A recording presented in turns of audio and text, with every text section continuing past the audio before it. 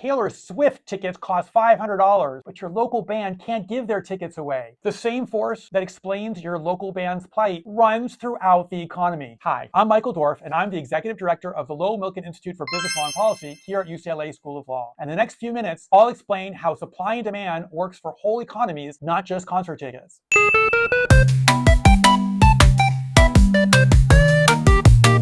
Understanding Taylor Swift tickets pricing is pretty easy. Everyone wants those tickets and there are only so many seats. That means high prices. Lots of local band seats and nobody really wants them means you can't give them away. It's that interaction between supply and demand that controls pricing in an efficient market. How does this work on a national level? Well, we have two macroeconomics terms for the day now. The first is aggregate supply. Aggregate supply is everything all the businesses in the country can produce, whether goods or services. You have more workers, you have better technology, you have increased capital, cheaper materials. All of that translates into more supply. Aggregate demand is everything everyone wants to buy in the economy. Higher incomes, lower interest rates, more confidence about the future all translate to an increase in aggregate demand. Changes in aggregate demand or aggregate supply impact pricing. When supply goes up without a change in demand, prices go down because people want the same amount of stuff, but there's more of it to go around. When demand goes up without a change in supply, prices go up because people bid up the price in an effort to get things that are now scarcer than they used to be. When prices do not shift quickly enough for some reason, either because of government regulation or sellers just being slow to recognize a change in the market, people want more of a good or service at that price than is available, and we get shortages. For example, during COVID, supply crashed when factories closed. At the same time, demand for some goods increased, think hand sanitizer or masks, while demand for other goods